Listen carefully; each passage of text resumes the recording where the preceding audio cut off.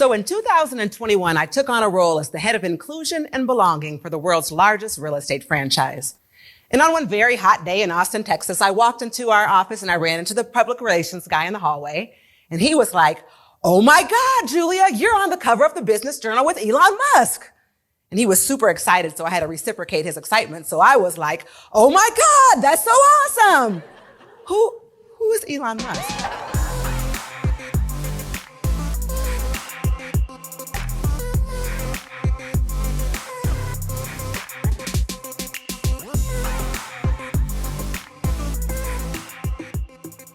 Welcome back to another session of the Amazing Color Money podcast. I am joined today by my wonderful co-hosts, Emerick Peace and Julia Lashay. And we've got actually a special treat for you today because we are going to focus on this amazing experience that one of our very own, Julia Lashay, had an opportunity to speak at a TEDx talk. And we want to dig into that a little bit because Julie's only the second person I've ever known personally who gave a TED Talk. And I'm really interested to learn about today how she decided to do this, how she got to do it, how she put together the information she decided to talk about.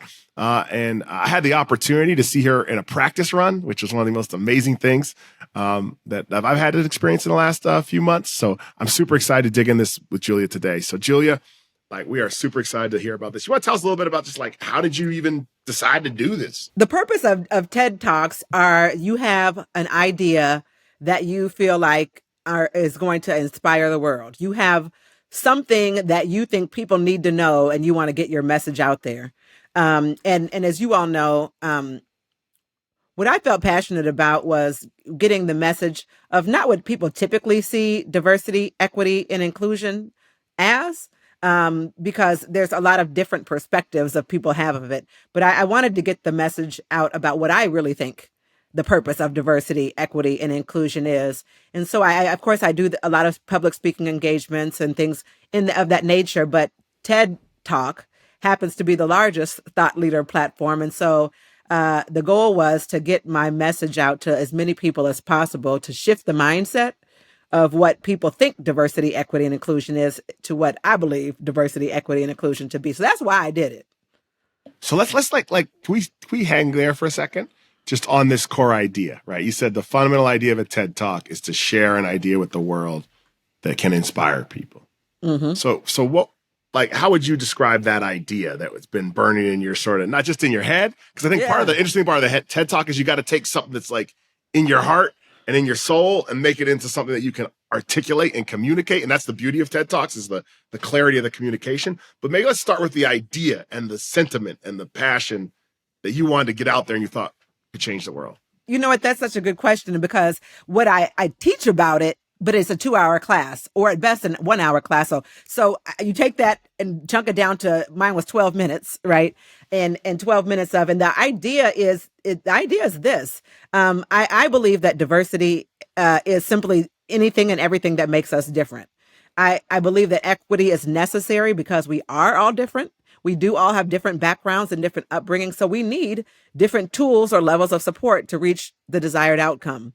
And and inclusion to me is simply creating a space where people have the psychological safety or feel welcome enough to do that, right? And so for me, that's what diversity, equity, and inclusion is. It's not this polarizing topic that they've been using as propaganda to say, oh, DEI is bad. We don't want that.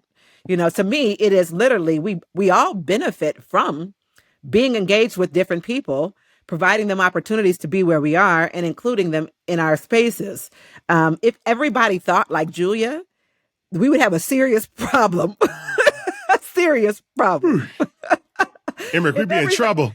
Yeah, we would be in trouble. And so literally people tune into this podcast because we have 4 co-hosts. We all have different perspectives. We all have different ideas. We're all very different people. Literally, this podcast is diversity, equity, and inclusion, right? And so shifting that mindset from whatever it is they're out there telling you it is to the reality of the benefit of it. In fact, it was called Why DEI Can't Die, the ultimate win-win. That was the name of it. I believe we win when we include different perspectives. And that's the message that I wanted to get out. That's the idea that I wanted to get out to the world. Take us back from inception of idea to like getting on the TED Talk. So what was the first? Did you just wake up one day and say, I want to do a TED Talk? Yeah, actually I did. It was on my, it was on my 411. For those of you who don't know what that is, we create a business, goal setting. We have a goals for the year and goals for the, and not only was it on my 411, it was on my vision board. It was on my vision board for a few years ago, and I took it off because I thought, I don't know that this probably will happen, so let me just take it off. But I did wake up and say, I know where I want to share this message at. I want to share it on the largest thought leader platform. And so you begin to apply, how you get on a TED Talk is you apply. You apply to speak. And not just when they come to your town, because it's actually quite difficult to get onto it. And you have to, they send out an application and you tell them why your idea is fitting for whatever their topic might be. The reality is a topic like that, diversity, equity, and inclusion, that people already find polarizing, already kind of don't want to have. Most people don't want to welcome you on their stage to talk about that. So I didn't just put in one application or two applications. I actually had my assistant find all the TED Talks ever going on for the whole year and apply to all of them. I think we actually put in like 62 applications. Wow. To some people tell me, I think the average is like 100 and something that people put in the app to actually get on a TED Talk stage. You put in some people that were there put in over 100 applications. Wow. To get there. Yeah. So it's not just let me apply and see if it is. It's a consistency, it's a persistence and believing you have a message worth sharing. So we applied, and one of the talks was about growth, and they found my talk to be fitting in the conversations of growth. Yeah. In that space of your TED Talk, with the confidence level that you had to have in your topic, how confident were you in that topic? I think it might even be confidence in the speech. I'm confident in what I know and Right. what I teach, and I'm confident in that. But to deliver it, to Bo's point, to take it from something that you might teach in a class to actually standing and doing a monologue for 15 minutes is kind of that's a different task. And so for that, like many of us, I believe we all have coaches. I actually had a coach. So I had a coach that helped me to develop taking that from 2 hours to 12 minutes. And now what I've learned is everything I've been trying to tell people in 2 hour conversation, I can say in 10 minutes. That's what I learned.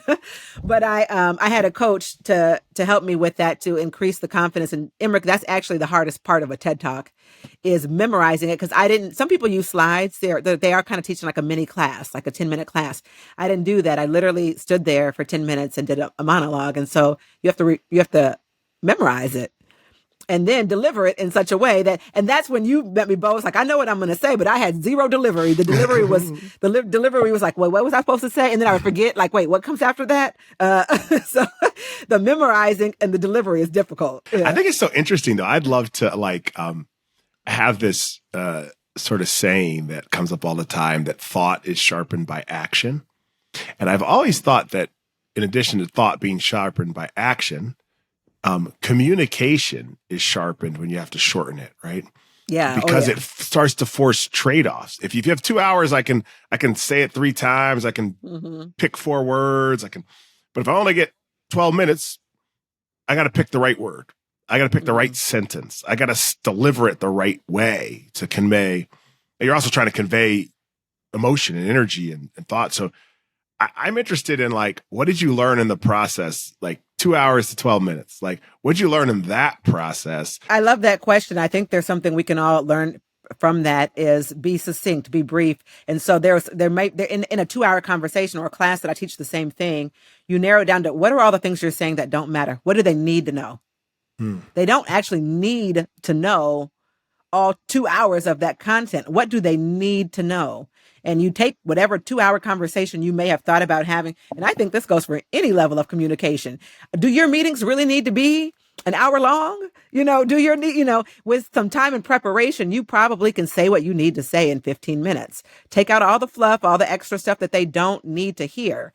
So all you have is exactly what you're saying to get your point across. You don't have the backstory. You don't have the extra time. You take out all the things that they don't need and you discover, what do they need to hear? Will they still get your concept without this part of it? And that's difficult for especially somebody who likes to talk like me, like, to shorten it. Yeah. I was just thinking about this. Are you talking about me, Julia? Are you saying Emerick? And you can say it with less words. Right. I think that's a lesson for all of us. Say it with less words. Say less. Say less. Say more, talk less. Yeah. And that requires them to, first of all, people aren't engaged for your whole conversation anyway. So shorten it to deliver the parts that you believe matter the most. Yeah. That's that. And then tell me about memorizing. Like, you memorize. Why'd you memorize? The hard part is memorizing it. But I think it's an exercise. It's a skill, a discipline, right? It's doing something repetitively until you get it perfect, until you get it right. And I didn't even get it right. I messed up at the end, but nobody would know that but me. But it's the repetition. And with anything, it's consistency. The reason I knew the time was because I walked my dog twice a day. And I would walk my dog the same route, and it was exactly 12 minutes. So I would start the speech and take the route. And I did it every day, twice a day for 12 minutes. It was the repetition. And now I probably can't forget it, right? Like I did it so many times, but I think it's self-mastery, right? We talk about that in our organization of self-mastery. You don't do it to get it right. You do it so many times that you can't get it wrong. And it's the practice and the repetition, just like a football player or anybody else. You practice, what do they say? They practice 40 hours a week for a 1 hour game. It's the same thing. I practiced that doggone thing so many times for 10 minutes. Really is what it took me. I did it in 10 minutes because I talked fast, but I did it in, practice. You practice the same thing, but it was the practice. And I think that goes for anything that you're going to do. You do the same thing every day. You do it so much that you can't get it wrong, whether it be a listing presentation or a buyer consultation or whatever it is you're trying to deliver or get people to hire you for whatever. You do it so many times that it becomes like, now somebody says the other day I was at KW and they said, do the TED Talk. And I didn't know I was going to be doing it. I said, oh, wait, do I remember how it goes? Went right into, of course I remember how it goes. I did it twice a day, every day for like 2 months, So yeah, I remember. So it's repetition like anything else, practice. What was going on though in your head? Yeah. Right. I don't know if when they have you, do you sit backstage while other people give theirs? Like, how does it work? We do a practice run the day, but there's a rehearsal the day before. And they literally even made us put on the same clothes we were going to wear. And I felt like I do public speaking all the time. I only do this, but there was some to it. We literally had to put on what you're going to wear and do it exactly how you're going to do it. We did the rehearsal. And then, you're backstage and the other people are doing it. There was this little girl. Her name was Juliet. Juliet was 8 years old. 8 years old. She was she was a child genius. And I'm not saying that jokingly. She literally was. And her talk was about kids teaching kids. But she was amazing. And so you're watching these people deliver these things. Another lady that was there was a double board certified surgeon. And her talk was on saving a life in 2 minutes, 2 minutes to save a life, about doctors needing to listen to their patients for only 2 minutes. And it would reduce malpractice enough to save people's lives. So there was these phenomenal people that you're in the midst of. And as confident as I am in my thing, I was feeling confident. And then they start talking and I'm just like, wow, I'm going to have to do this, huh? So, and there was, and they were nervous more than me because I speak a lot.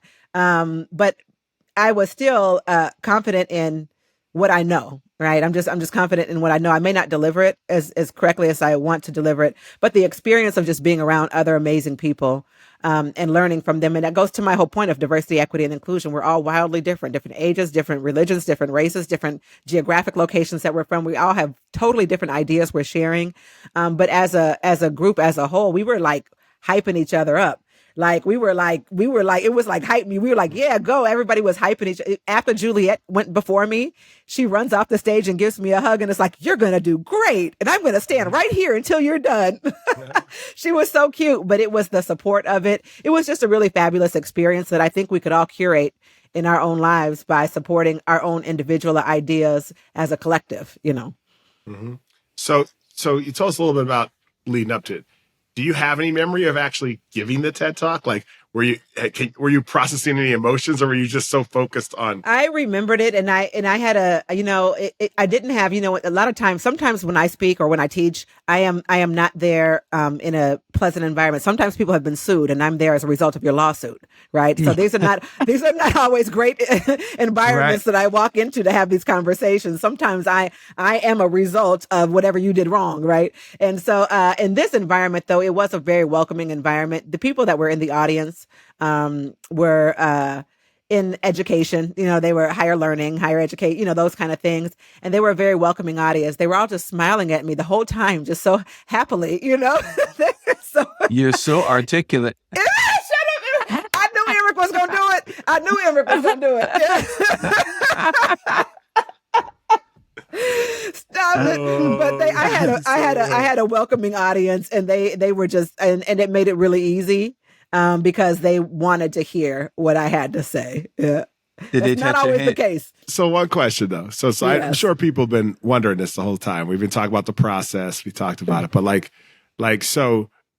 and for those of you, we're going to have in the show notes the link to watch Julia's TED Talk. So make sure that you actually go over, check out the whole thing. You can see if all this background, you can imagine her sitting backstage, getting all ready, go out and delivering it. But so let's go back to the topic for a second, though. Yeah. Why don't you tell us, why must DEI not die? The reason DEI can't die is because diversity brings a number of different perspectives. We can't, and in fact, okay, now you're going to make me do a couple of seconds of it. But the reality of the situation is that we all bring unique perspectives, right? That's the idea of being diverse. That's the individuality of it. And so it can't die because we can't build big businesses without varying perspectives. We can't build vibrant communities without varying perspectives. Even my neighborhood, my neighbors across the way, I love my neighbors. They are so damn nosy. I mean, I got the nosiest neighbors. Now, that's not me. I really could care less what you're doing. We're very different in that way, but they make our community strong because I know what you're not going to do. You're not about to drive up this cul-de-sac and rob me, not on no Tuesday, Wednesday, or Thursday, because Jill and Joyce are watching, right?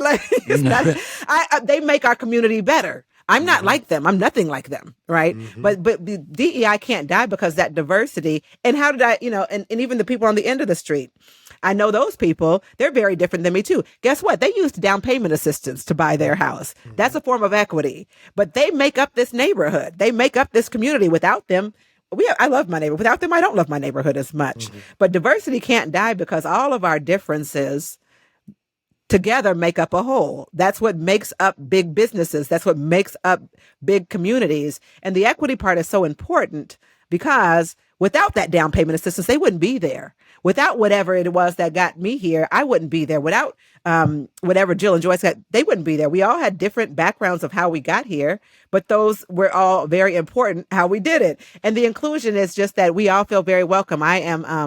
They made sure I felt welcome my first day of here. They came and wanted me to know that there was another Black person in the neighborhood. They were like, oh, yes, there's another one. They wanted to make sure I felt welcome, right? But I appreciate that because I do feel welcome in my community and I do feel included. And they do invite me they're all older people, very, very much so older people. They invite me to the tea and crumpets and I come. Because I'm included, and that's why it can't die. We build big businesses, we build big communities because of our differences. And the only reason we're all in the same space feeling included is because there was some form of equity that got us here. So that's why it can't die. It is the ultimate win-win, I call it.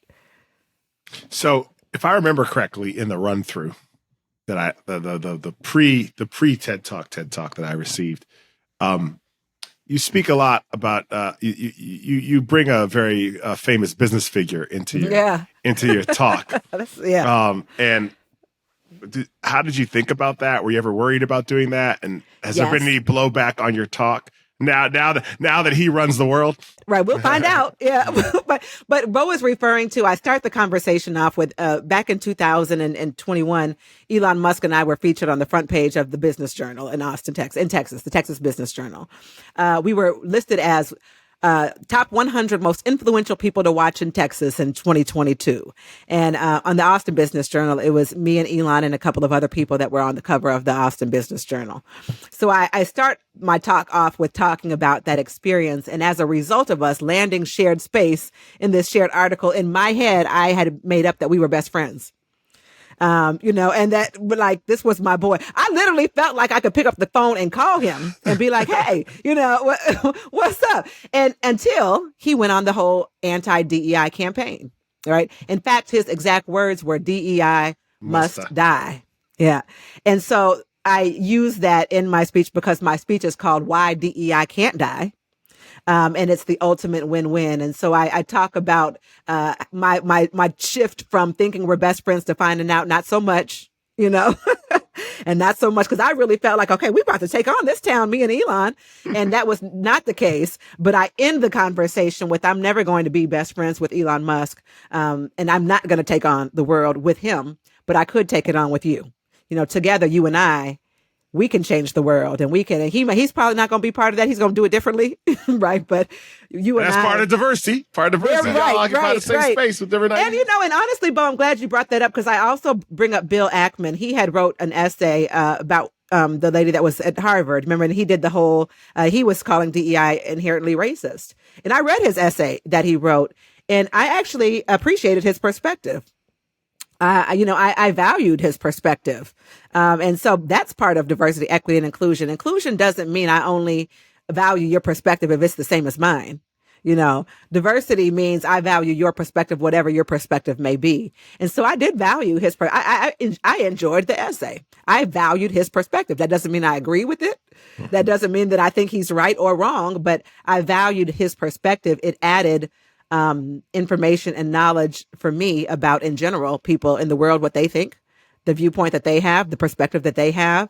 And so after I read it, I couldn't, people were bashing that guy. I was like, I don't know that I can, it's not my perspective. Right. He sees it differently, but I certainly valued his perspective. So I bring him up in the TED Talk too. Yeah.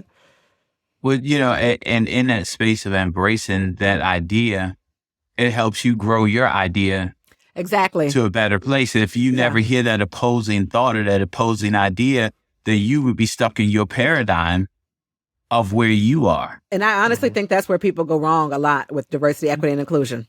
They are so fixated on their perspective. They're unwilling to even acknowledge that there is another perspective, and that is where I think it goes poorly, is because, again, to my point, it can't be inclusion if I only want to hear from people who think like me. And there's a place for that, right? Like, Julia, yeah. There's a place, like, we're on a podcast talking about the color of money, wealth in a certain community. Like, there are places in our current media system where you can find different communities of dialogue and of thought. Now, we're 4 different hosts. We have different perspectives. We bring on people with even other different perspectives, but we're still talking about the same, we're still in an area, right? Mm-hmm. Right. And so I think because we have such a segmented media experience today, and we consume so much media, that people can be lulled into this false sense that the world thinks and acts like they do. Mm-hmm. And, I think at the heart of true DEI is this idea that I have my perspectives, I have my own thought, I have my own experience, and there's a place to be affirmed, to be supported, to engage with people that understand you and can help you craft a journey. And then there's a time to go listen to and talk to, and understand the actual thinking of people who think not at all like you, who you can't even there's a lot of value in their that perspective. That's how you. I mean, I always say as a different, totally different context, but I'm an entrepreneur. I think about creating value. I, for the past decade, have been on bank boards, and bankers, they don't think about creating value. They think about what value can be lost. And so this is a totally different framework. Like what are we going to lose there? What are we going to be able to take from him if he messes up? That's what literally the conversation. Like, what can we take from him? And I'm like, well, what can we create that doesn't exist today? And that engagement of having to put on a different hat and think a different way and hear people talk and think a different way made me so much better of a business person. Yes. Because I had to actually take off my perspective through which I saw the world and my lens, which I like. I agree with my lens, that there's another lens out there. And my ability to process the thinking that is behind that other lens totally enhances the quality of my life and my ability to operate. That's exactly what my talk was. It was really about how can I add value to you and you add value to me because we think so differently. On our previous podcast, I talked about some gentlemen that I meet on the plane, totally different from me. I love those conversations because without meeting them, sometimes my mind is blown like, wow, that's how you think? Okay, but I don't even know it exists if I don't even engage in the conversation, And so that really is the point of the whole TED Talk is valuing each other's perspectives. And I use the lens of colored lenses. I use a red lens and a blue lens. And the reality is I'm not asking you to see it my way. And I hope you're not asking me to see it your way. I appreciate Bill Ackman's perspective. I don't see it his way, and he probably isn't going to see it my way. But I still appreciate the fact that in that space we can share those because it does help me to understand. And like Emerick said, navigate and guide how I'm going to be a better business person, how I'm going to build a bigger business, how I'm going to build a better community, all of these things. Everybody adds value. That's what diversity just innately is. We are all different. That just is. Well, here's the deal. To be frank with you, that's where the magic happens. Yes. The magic happens in the middle between where you are and where you think you might want to go. And when there's someone there to help shape and form where you are and where you think you might want to go, that's the biggest opportunity to really discover what is and what the possibilities are. Yes. That's why I call it the ultimate win-win. I worked with a guy who was very anti-DEI. I would call it anti-DEI. I don't know that he would call it that, but he wasn't pro-DEI, I tell you that. And to the extent initially, I was just like, man, how can I stay as far away from this guy as possible? To now, I'll call and be like, hey, what do you think about this? I need to know what your perspective is in order for me to actually be useful in the way that I want to deliver this. In order for me to reach the largest amount of people, I need to know how you would receive it. I did that TED Talk when you were there, Bo, on purpose because I knew who was in the room. I knew there were people in the room that didn't share my perspective. Right. Ooh. And I wanted to know what they thought about it. I wanted to see how they would receive it. That was very intentional. I did that. Well, as we sort of as we sort of close out today's session, Julia, like what else do you want us to know? The point of TEDx is ideas worth sharing. It doesn't work unless you share it. So go to the link in the show notes, or you can you find it on YouTube. It's called The Ultimate Win-Win, Why DEI Can't Die. Just Google it, find it, and watch it and share it with as many people as you know. The point of it is to share the idea that it is a win for us to all engage together with all of our infinite differences. Well, thanks, Julia. Thanks for walking us through the process. And I think, we don't get a lot of opportunities in the podcast to sort of speak to our other hosts. So sometimes we get an opportunity like to just be us hosts on there.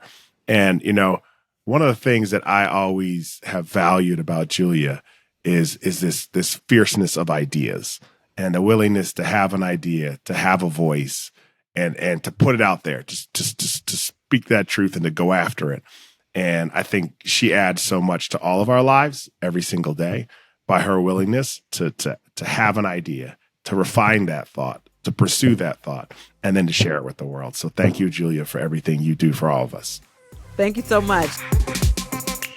This podcast is for general informational purposes only. The views, thoughts, and opinions of the guest represent those of the guest and not KWRI and its affiliates, and should not be construed as financial, economic, legal, tax, or other advice. This podcast is provided without any warranty or guarantee of its accuracy, completeness, timeliness, or results from using the information.